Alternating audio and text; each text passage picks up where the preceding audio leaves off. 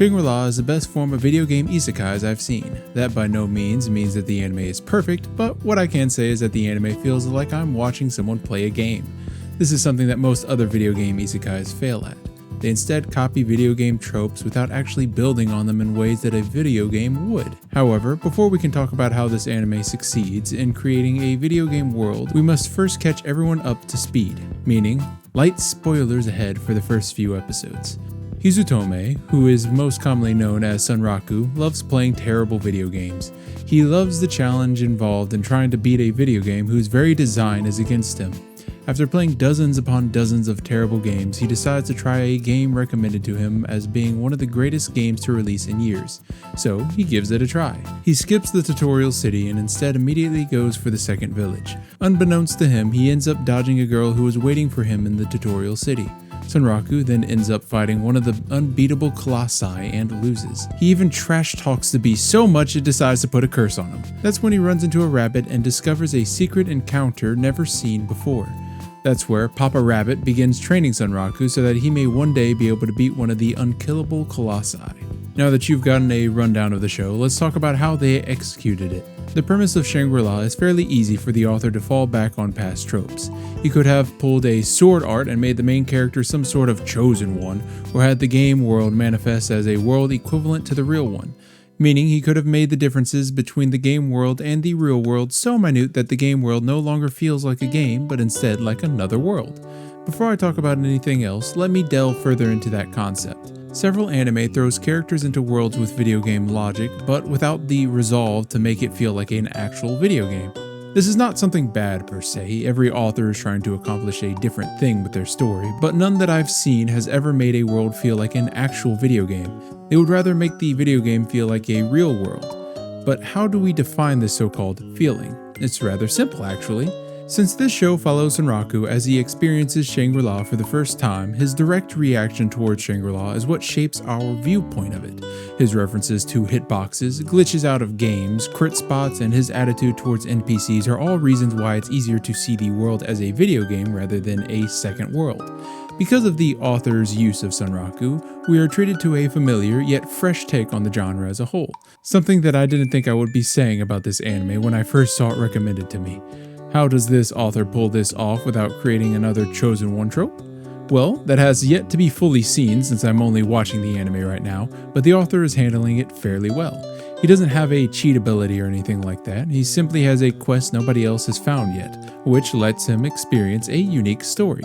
He doesn't have some special ability that lets him kill things faster than other players. On the contrary, he is actually seen struggling more than other players because of the restrictions given to him by not only the spooky wolf colossi, but also the Papa Bunny.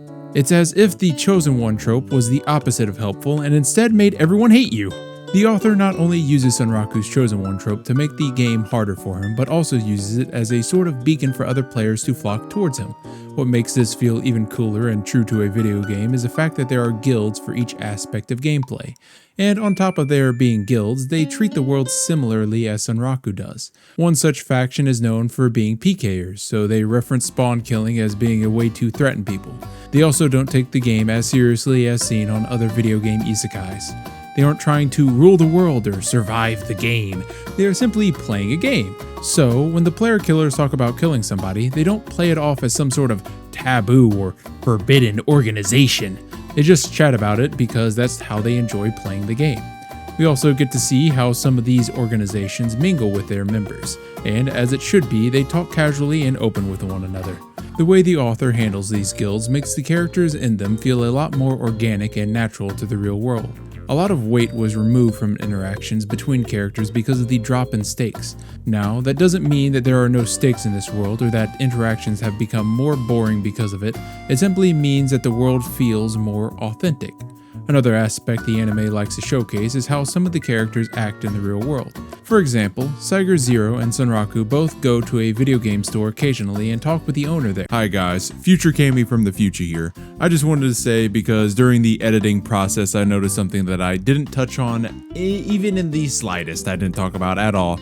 And I just thought this part was super cool and needed a shout out. So when they go to the video game shop, which just looking at the name alone, you can kind of tell but the video games inside, they added a bunch of Easter eggs on the cover of the games, but they blurred it out a little bit so they didn't get copy struck. For example, this one here, which looks like the Guilty Gear Strive cover, they have one, I'm not sure if I'll be able to find it, that looked like a Final Fantasy 14 cover. They had a couple, I can't remember all of them, but just looking around, it made the dialogue scenes in the actual game shop fly by because I spent more time looking at the covers of the games than I did actually looking at the dialogue that they were saying, or even trying to comprehend what they were saying, because it was one of those, you know, not very important dialogue exchanges. You just got to know that they talk to each other at some point. So they added a bunch of fun Easter eggs around, and even this one, which they play some cyberpunk-esque looking game that I want, that looks fun as hell. But I mean, that's one of the things that caught me so off guard that made me want to add this little section in there, because they added a whole cool game that made me just go, whoa, what's that? How do I get that? And it just, I loved it. I loved it a lot. All right, back to past gaming. Meow. Sunraku is also seen speaking with his family as well as browsing the forums and playing other games. Though the focus of the anime is Shangri-La Frontier, it still leaves room open for the characters to act with one another outside of the game space. It's simply another step towards building that video game feel other animes neglect. After everything I've laid out, it goes without saying that this anime builds its entire identity on that video game feel. That's probably why, even though the other shows exist with a familiar format, this one stands out among the rest due to the way that it treats its world and character interactions. This cultivation of a video game feel is all before taking into account the video game aspects added into Shangri-La.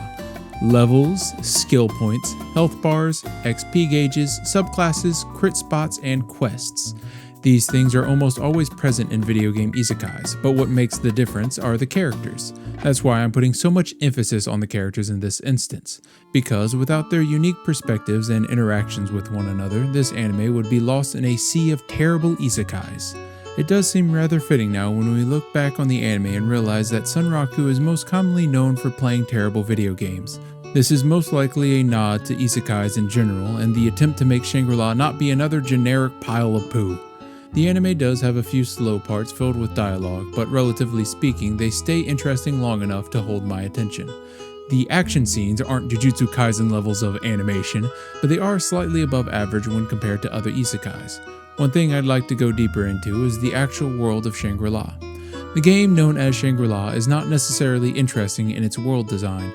The starting forest is boring, the villages are average to say the least, and the early game environment is only interesting in their mechanics rather than their design.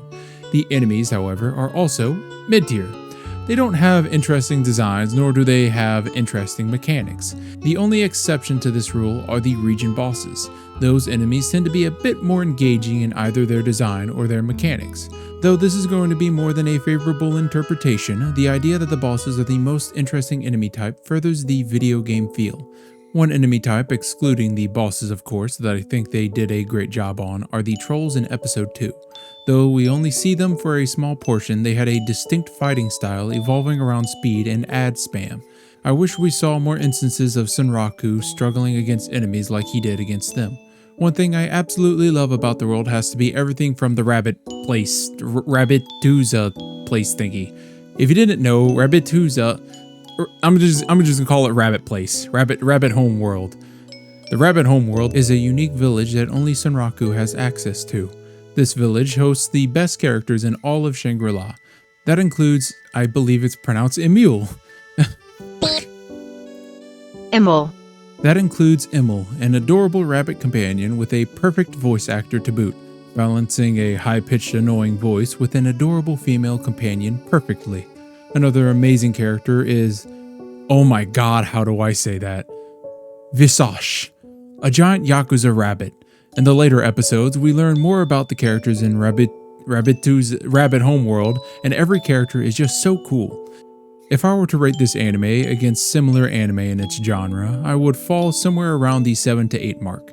It's not a bad anime, it's actually surprisingly refreshing to watch, but it's lacking on the animation and monster variety side of things. I would like to say that could all change with time.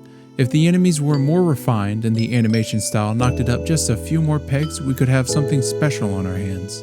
And as always, thank you guys for watching. Like, comment, subscribe, and as always, Johnny.